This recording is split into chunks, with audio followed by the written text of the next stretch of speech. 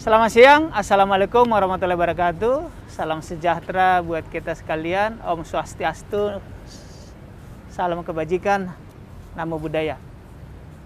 Tribuners dan Sobat Warta Kota, kita bincang-bincang santai. Siang ini, hampir jam 12 tetapi sejuk. Kami ada di Bogor, di kota hujan, di satu kawasan.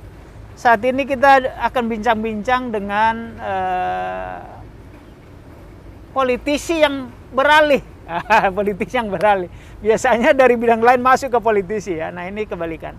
Bersama saya Domo Ambarita, Wakil Direktur Pemberitaan Tribun Network dan pemimpin redaksi Warta Kota Network. Saya buka masker. Tadi sudah tes sebelum ke sini. Tamu kita adalah Dr. Rama Pratama. Anda mahasiswa 97-98 pasti kenal beliau. Anda demonstran yang ikut, mohon maaf, meruntuhkan rezim Orde Baru, pasti kenal beliau. Beliau adalah, sekali lagi, Mas Rama Pratama. Selamat siang, Mas Rama. Bang Domo, terima kasih. Selamat siang. Assalamualaikum. Waalaikumsalam. Mas Rama ini teman-teman 97-98 Ketua Senat Mahasiswa Universitas Indonesia. Kemudian pada zaman-zaman pergolakan, saat itu kita ketahui banyak aliansi mahasiswa, ada namanya Forum Kota atau Forkot, antara lain Adiana Pitupulu dan lain-lain. Kemudian ada namanya Forum Komunikasi Senat Mahasiswa se-Jabodetabek. Nah, beliau salah satu pentolannya. Saya dulu sih anak pinggiran lah, saya di Banjarmasin, tapi saya ingat dengan beliau 5 hari sebelum Pak Harto turun kami termasuk di Senayan, ya toko kecil, beliau lebih besar. Mas Rama bisa cerita nostalgia lah sedikit, kan nostalgia ini selalu menarik. Apa yang menarik buat perjalanan hidup Mas Rama sekarang ketika meniti karir mulai dari aktivis 98? Waduh, ceritanya harus recollecting memori lagi nih Bang Domo, karena udah kelamaan. Katanya harus sering bertemu teman dan supaya saya pikir udah banyak yang lupa. Ternyata diingetin lagi sama Bang Domo. Iya, saya ingat dulu itu semenjak SMA emang suka organisasi, itu aja sih. Okay. Jadi waktu masuk kampus juga akhirnya kita terlibat dalam organisasi ya. Salah satu organisasi yang saya aktif di dalamnya selain senat mahasiswa tingkat fakultas dulu awalnya sampai kemudian menjadi senat mahasiswa di tingkat universitas, juga saya juga termasuk dalam kelompok studi mahasiswa organisasi aktivisme yang bergerak di bidang keilmuan dan diskusi penelitian dan lain sebagainya. Nah, pengalaman-pengalaman itulah yang tidak hanya organisasi secara teknis, tapi di organisasi-organisasi seperti itu, di senat, di kelompok studi mahasiswa itu terasah aktivisme kita dalam konteks sosial, politik dan kemasyarakatan. Karena kita kemudian diskusi-diskusinya kan tidak hanya terbatas dalam lingkup bidang keilmuan di mana kita belajar studi di fakultas tertentu, ya saya fakultas ekonomi, tapi kita kalau udah di senat, udah di kelompok studi itu kita bisa ngomong apa aja tuh, termasuk juga persoalan-persoalan kecil maupun besar dalam konteks kebangsaan gitu loh. Tidak hanya soal kampus begitu, tapi juga soal kebangsaan. Kita bisa, nah enaknya itu di kampus kan, kampus itu kan dulu istilahnya ada kampus itu mimbar bebas ya. Iya. Mimbar kampus itu mimbar bebas. Jadi kita itu bisa membahas topik apapun, mengundang siapapun ke kampus begitu loh. Ya masa itu adalah represi dikit-dikit kalau ternyata kita mengundang tokoh-tokoh kontroversial ya. Tapi ya terlaksana saja karena rektor dan para pejabat kampus pun juga menghormati itu gitu loh dalam konteks status mahasiswa kita dan kemudian juga aktivisme kita. Itulah kemudian bergerak ya, Indonesia kemudian mengalami masuk ke krisis. Bayangin Soeharto membangun kekuasaannya kan dengan legitimasi ekonomi. Iya. Itu yang membuat legitimasi politiknya kuat. Nah, legitimasi ekonomi itu kemudian runtuh saat krisis tahun 98. Nah, itulah kemudian yang menjadi awal mula goyahnya bangunan struktur Dia rezim. membangun perekonomian, tetapi runtuh oleh krisis moneter ekonomi juga. Ya, Itulah yang kemudian membuat legitimasinya jadi runtuh secara keseluruhan. Itulah awal-awal mulai runtuhnya secara perlahan rejim yang sudah berdiri selama 30-an tahun lebih itu. Nah, bagaimana kampus pengalaman kampus menyikapi itu? Ya krisis itu juga masuk ke kampus. Ya, Artinya kita juga ketemu beberapa kawan yang ternyata udah nggak bisa kita lihat lagi karena nggak bisa bayar kuliah karena kan dulu kan banyak di PHK, terus kemudian sembako jadi mahal, inflasi, kemudian ngantri sembako. Makanya salah satu kegiatan Senat juga salah satunya bakti sosial. Betul. Terus kemudian juga bukan hanya itu, kegiatan belajar mengajar juga terpengaruh karena kan beberapa lab yang harus impor kan jadi tinggi, akhirnya nggak bisa lab kedokteran, lab MIPA sempat ditutup. Jadi itu mempengaruhi juga, krisis itu mempengaruhi juga kehidupan kita sehari-hari. Pulang ke rumah juga ibu kita susah beli sembako, misalnya gitu kan, cerita begitu kan, bapak kita baru di PHK. Jadi akhirnya itu membentuk satu ekosistem perlawanan jadinya. Karena kan kita termasuk dalam kelompok kelas menengah terdidik ya, bukan kelas menengah ekonomi lah. Ya kita masih dekil-dekil kan waktu itu kan, tapi kelas menengah terdidik yang sadar hak-haknya atau bagaimana memperoleh haknya atau bagaimana merebut haknya kalau dirampas kan begitu. Nah, itulah embrio perlawanan itu mulai muncul. Tapi kan waktu itu kan situasi kan represif ya kan. Kita tidak punya pengalaman yang cukup dekat terkait dengan gerakan mahasiswa terakhir tahun 78. Ingat kan? Iya. 78. Ya, dulu ada tonggaknya 66, terus 74, 75 malari. Kemudian 78 ya kan. Terus kemudian NKK-BKK kita tidak punya pengalaman terdekat lah gitu. Terkait dengan gerakan itu, sehingga waktu itu yang kita alami represif. Nah, disitulah kemudian gerakan ini diawali dengan sebuah gerakan intelektual. Kampus-kampus itu melakukan kajian-kajian, mengundang banyak orang, intelektual, dosen-dosen kita kolaboratif kan. Makanya saya ingat dulu tuh dosen-dosen yang sering kita panggil itu ya salah satunya Faisal Basri, kalau politik Arbi Sanit, terus ada EF Saifullah Fatah, terus ada Arbi Sanit, yang kritis waktu dosen-dosen kritis. Ya kan, diskusilah kita di situ. Terjadilah dinamika kampus yang luar biasa, tapi belum berani juga kan demo waktu itu kan. Belum berani keluar ya. Kan, tentara sedang kuat-kuatnya ya. Itu kan. Nah, terus kemudian juga kita melakukan diskusi yang intens terkait kondisi sekarang dan masa depan politik Indonesia dan lain sebagainya. Disitulah kemudian mulai tereskalasi, ya kan. Salah satu yang eskalasi ya Jogja dengan referendum itu, BEM Jogja, BEM UGM. Ya memang ini ada cerita-cerita lucu dari soal gerakan ini. Karena Jogja itu jauh, biasanya dia lebih dulu panas. Makanya gerakan itu biasanya dimulai di Jogja. Tapi baru besar di Jakarta. Nah, nanti berakhir di Bandung karena kita udah stop, Bandung masih ternyata gitu. Karena dia relatif lebih radikalnya lebih lama gitu, semangatnya lebih lama. Jadi itu mobil diesel. Dan itu ternyata terbukti kemarin itu kan, dimulai dengan referendum itu saya ingat. Itu eskalatif pertama dalam konteks bergerak dari gerakan intelektual ke diskusi-diskusi di kampus, kemudian menjadi gerakan yang lebih bersifat politik kan, karena kan waktu itu kan referendumnya adalah setuju atau tidak Pak Harto dipilih kembali jadi presiden. Itu sekitar bulan November Desember 97. Itulah kemudian disambut oleh teman-teman di banyak kampus yang lain termasuk UI, ya kan, teman-teman elemen gerakan selain Senat sudah mulai melakukan demonstrasi. Kita kemudian juga menyuarakan aspirasi demonstrasi kelompok-kelompok mahasiswa itu. Kita beranikan diri ke DPR. Waktu itu lagi sidang umum bulan Februari. Agendanya kalau misalnya nggak ada gangguan begitu ya artinya memilih kembali Soeharto kan seperti biasa kan. Upacara 5 tahunan kan.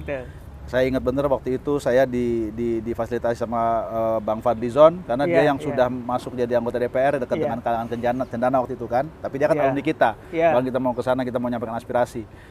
Kita nggak ngasih tahu apa poinnya, dan kebetulan juga beliau karena juga seorang aktivis organisasi juga dia juga nggak nanya, silakan aja nanti mau ngomong apa ya terserah di situ. Ternyata di situ ketemu dengan fraksi ABRI namanya Pak Yunus Sospia. Dan beberapa teman-teman fraksi ABRI. Karena cuma fraksi ABRI yang berani menerima kita. Yang lain kan secara politik kan partai-partai politik kan waktu itu kan terkooptasi. Nah, mereka pikir kita mau dialog katanya gitu. Kita mau menyampaikan konsep-konsep kita. Tapi di ujung dari konsep itu kita bilang maka kami menolak Presiden Soeharto dipilih kembali gitu. Kaget semuanya. Wartawan semua udah ada. Habis itu kita udah balik lagi ke kampus, kabur kita. Tapi habis itu eskalatifnya luar biasa. Mulailah kemudian demo-demo. Demo juga dimulai dari dalam kampus loh, nggak berani keluar dulu loh ya kan. Dalam kampus, Karena panas. dulu polisi nggak boleh ke kampus kan. Iya, benar. Itu dihormati iya. juga karena Iya. rektor juga menjaga itu kan. Baru kemudian eskalasi sampai kemudian terjadi kerusuhan. Iya, Ada iya. mahasiswa di Trisakti tertembak. Iya. Nah, kemudian disitulah eskalasinya sebagai kita tahu, kita sama-sama Mas Domo juga, Bang Domo juga ternyata ketemu di DPR kan, kita menduduki gedung DPR MPR. Ya, itulah romantisme nostalgia sedikit terkait hal itu, dan itu memang membentuk karakter aktivisme dan politik saya selanjutnya begitu. Karena setelah itu ya saya kemudian sempat berkecimpung di dunia profesional pasca lulus. Saya bekerja sebagai auditor di kantor akuntan publik, karena saya ternyata kan walaupun saya beraktivitas politik seperti itu, ternyata mungkin banyak orang yang nggak tahu saya akuntan. Iya. Ilmunya sebenarnya agak dan tukang. sempat mendirikan kantor akuntan ya. Ilmunya sih sebenarnya tukang gitu ya. Mungkin orang nggak nyangka aku akuntan bisa jadi aktivis, kemudian ngomongnya soal politik apa segala macam. Bacaan kita mahasiswa kan apa aja kita baca kan. Walaupun ketika balik ke kampus ya kita belajar lagi tuh akuntan. Nah, kemudian saya sempat bekerja di kantor akuntan publik, tapi itu pun juga nggak lama. 5 tahun kemudian saya ada panggilan politik kan, waktu itu kan bergabung dengan salah satu partai politik, ikut pemilu, ikut pilihan legislatif, kemudian menjadi anggota DPR 5 tahun. Tapi itu semua kenapa saya bisa begitu perjalanan hidup saya setelahnya itu ya karena pengalaman di era pergolakan itulah dengan segala dinamikanya itu yang membentuk saya ya, sehingga saya kemudian lebih punya nuansa politis yang lebih besar dalam konteks perjalanan hidup saya ke depannya gitu. Walaupun saya juga sempat ikut sempat menjelajahi dunia profesional juga, karena kan basis kompetensi dan keilmuan saya kan gitu. Tapi ya kedorong-dorong ke situ terus gitu akhirnya gitu. Gitu kira-kira. Mas Rama, saya nanti mau bertanya, Tribuners terutama kaum milenial 97 belum lahir, mungkin lahir Anda tahun 2000-an. Perlu Anda tahu bahwa saat kami mahasiswa nggak ada semester pendek. Iya, betul. Jadi nggak ada. Kalau semester pendek kalian sekarang 4 tahun lulus sudah hebat bang. Sudah lama. Zaman kami ada yang 7 tahun, bahkan 12 tahun gitu ya. Iya. 6 tahun, 7 tahun. 6 tahun Saya ya. lulus 6 tahun. Nah, bahkan di atas kami ada yang 11 tahun kalau nggak salah, semacam levelnya Bang Akbar Tanjung, Kosmas itu makin lama di kampus makin asik. Nah, pertanyaan saya Bang Mas Rama adalah, sebagian orang tua sekarang pengen anaknya cepat-cepat lulus kerja gitu. Kita sih iya juga, tapi nggak gitu-gitu amat gitu. Apa pesan moral yang Mas Rama sampaikan bahwa aktivis itu ada gunanya di masa depan? Begini Mas, ini harus diletakkan dalam konteks ya. Karena saya juga bisa memahami terkait dengan konstelasi yang Bang Domu sampaikan tadi, karena kan kita semua sekarang sudah jadi orang tua. Anak saya jadi mahasiswa loh. Iya benar, anak saya tahun depan mahasiswa. Iya. Kemarin demo KPK itu anak saya izin ikut, bayangin coba, izin ikut demo. Saya kan jadi gimana gitu kan, mau kita tolak gengsi, bapaknya dia juga tahu bapaknya dulu aktivis gitu kan, tapi kalau khawatir itu ya ada juga gitu loh. Iya kan? Iya kan? Yang kedua, konteksnya ada tantangan yang juga berubah sangat dahsyat dengan era teknologi, ya kan, digital dan lain sebagainya ini.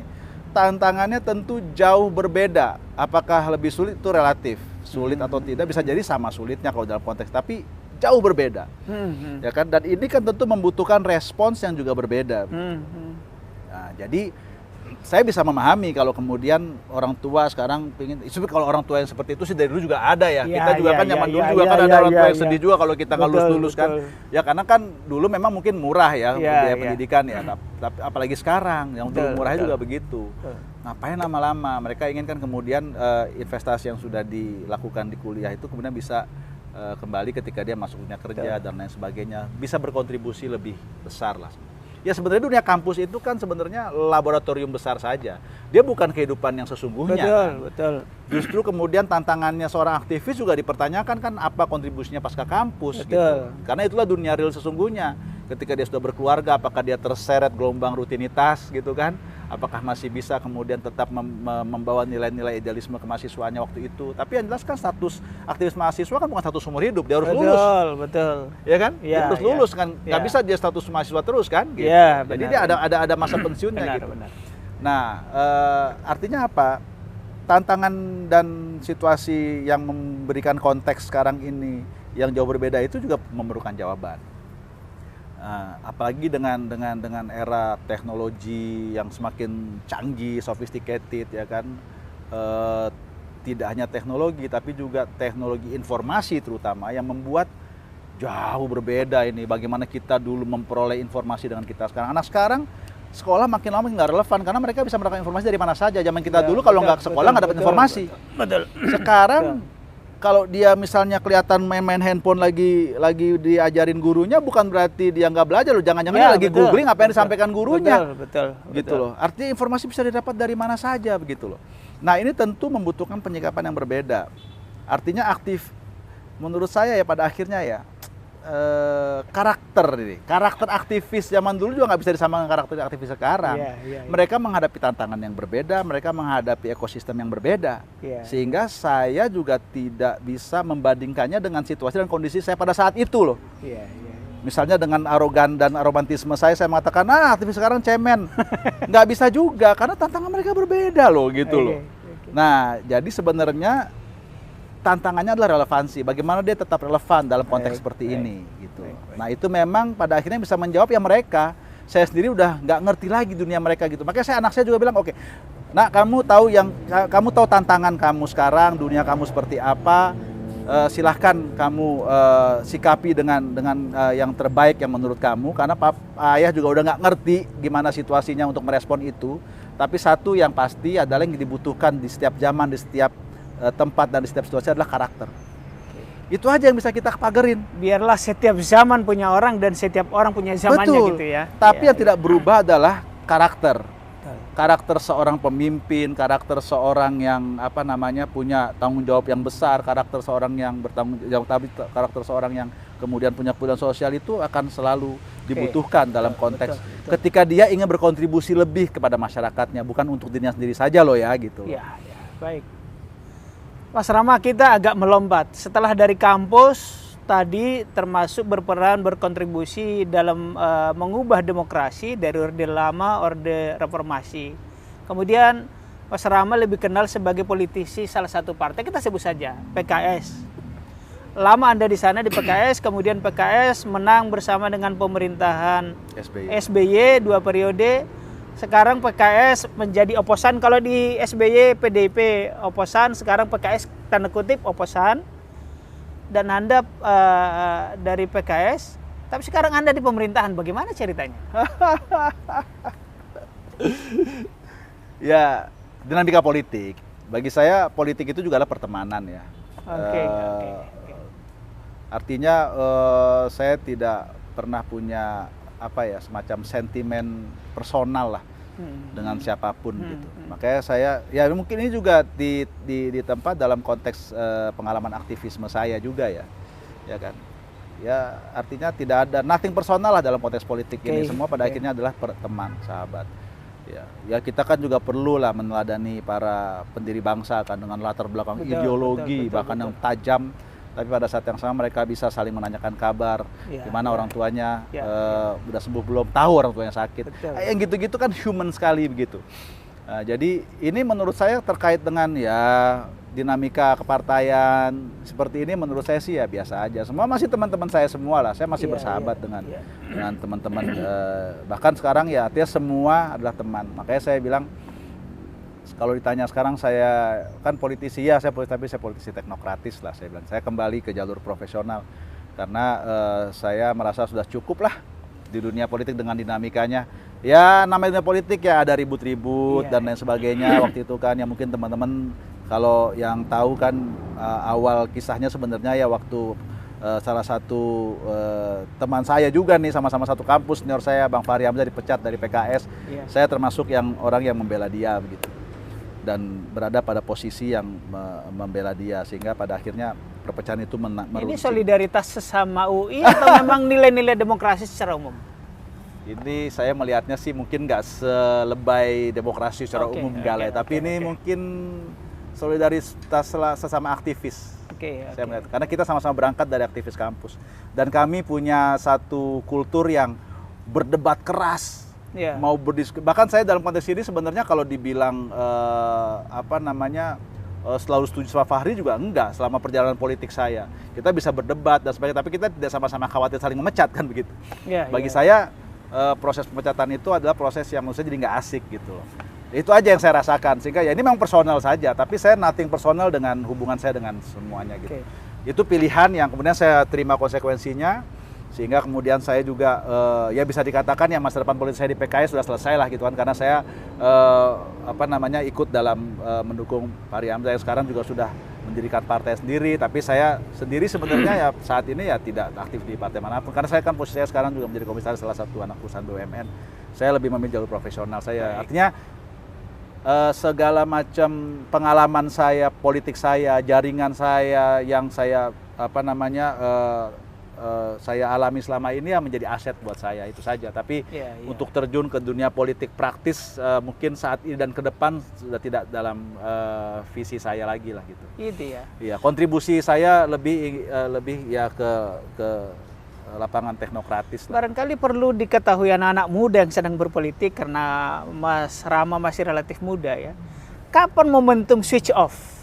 Kapan momentum balik arah atau lompat gitu kan? Mestinya kan kalau di politik masih banyak partai ya. Kan banyak orang pindah partai, tetapi Anda malah ke teknokrat. Kapan momentum itu? Ya sebenarnya ini buah dari pemikiran di mana saya bisa berkontribusi lebih, itu aja sih. Oke. Jadi saya juga mengukur kapasitas dan kemampuan saya begitu kan. Terus terang saja ini mungkin sudah banyak yang ngebahas juga lah ya. Politik election ini makin mahal gitu. Ongkos politiknya makin mahal. Bukan money politics, tapi ongkos politiknya makin mahal. Yang saya merasa itu sudah beyond my capacity. Tapi dalam konteks sejarah panjang saya sebagai aktivis, saya masih tetap ingin berkontribusi kan buat bangsa dan negara. Dan kemudian saya merasa saya dibekali dengan kompetensi dan profesionalitas yang pengalaman saya tadi, kompetensi dan intelektualitas karena berasal dari aktivis kampus kan. Dan itu saya merasa ya sudah, kenapa tidak, saya ingin tetap berkontribusi, dan dalam konteks ini saya merasa bisa optimal berkontribusi di jalur teknokratis begitu ke depannya begitu. Baik Mas Rama, kita di penghujung. Barangkali ada yang mau disampaikan closing statement tentang pesan-pesan seorang politisi, atau sudah teknokrasi lah kan? Ya saya sendiri terus terang merasa bahwa menjadi politisi atau apapun itu pada akhirnya yang dipertanyakan adalah kontribusi dan relevansi kita. Nah itu yang selalu bukan menghantui ya, tapi yang selalu melekat kemudian menjadi pertanyaan dalam diri saya. Kontribusi apa yang bisa diberikan sama relevansinya seperti apa gitu buat kehadiran saya di sebuah momen atau konteks gitu. Nah itulah yang kemudian menurut saya bukan persoalan menjadi politisi atau menjadi teknokrat atau menjadi yang lainnya gitu ya. Selama kontribusi dan eksistensinya relevan, maka menurut saya itu adalah sebuah eksistensi optimal dari seorang manusia gitu loh. Jadi memang buat saya pada akhirnya tantangannya adalah bagaimana kita bisa berkontribusi lebih luas untuk kemanfaatan masyarakat yang lebih luas gitu. Sehingga kehadiran kita menjadi relevan. Baik. Terima kasih Mas Rama, luar biasa perbincangan. Mungkin 2 jam nggak cukup, tapi waktu yang membatasi kita. Bicara nostalgia ini selalu menarik. Tribuners dan Sobat Warta Kota, terima kasih atas kesempatan. Wassalamualaikum warahmatullahi wabarakatuh. Waalaikumsalam.